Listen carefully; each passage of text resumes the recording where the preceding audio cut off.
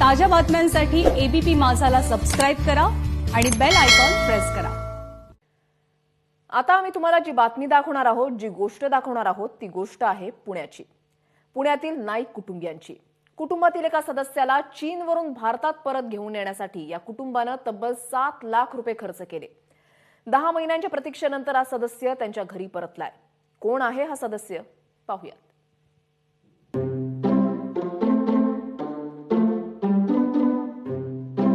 ही चिमुरडी या तिच्या कुत्र्यासोबत किती खुश आहे हे बघा।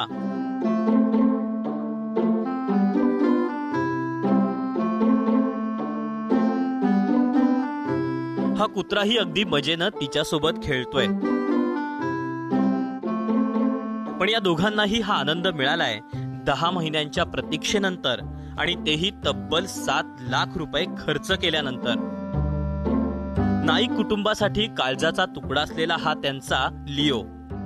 तर एकदम खुश वाटतंय, तो आपल्या बरोबर आहे, तो एक फॅमिली पूर्ण झाली असं वाटतंय। बरं. आणि तो म्हणजे मी पण खुश आहे, तो पण खुश आहे, तो एकदम खुश आहेत। मी स्वतः उठायचीच नाही तर तो मला उठवायला यायचा दररोज। हो, दररोज। जगभरात कोरोनाची लाट आली, लॉकडाऊन जाहीर झाला आणि नाईक कुटुंबियांचा लिओ चीनमध्ये अडकला। मे नंतर वी डिसाइडेड, आम्ही असं निश्चय केला की आम्ही आता नाही जाणार आणि आम्ही इंडियामध्येच राहणार। पण आम्ही तसं डिसिजन घेतल्यानंतर आम्ही हा पण डिसिजन घेतला की आमचा जो पेट आहे तिकडे, लिओ जो अडकलेला आहे, त्याला आम्ही इंडियामध्ये आणणार काही झालं तरी। लिओला भारतात परत आणण्यासाठी नाईक कुटुंबियांनी प्रयत्नांची पराकाष्ठा केली। में जब इस डिफरेंट एजेंसी के पास हम लोग गए और बात करा, शंघाई एक्सपैट ग्रुप के पास मैं गई, वहाँ पे हाथ फैलाए कि आप लोग जो भी वापस आ रहे हो प्लीज मुझे हेल्प करो, मेरा एक पेट वहाँ पे अटका हुआ है, मगर किसी ने मदद नहीं किया।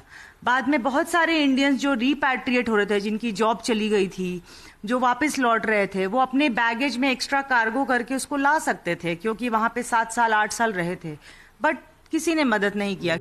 10 महिन्यानंतर परतलेला लिओ आपल्याला ओळखेल का, असा प्रश्नही नाईक कुटुंबियांना पडला होता। मात्र गेल्या अनेक वर्षांपासूनचा सहवास लिओला चांगलाच परिचित होता।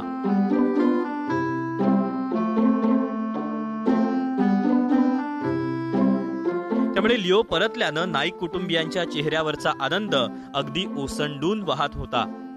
मिकी घई, एबीपी माझा, पुणे।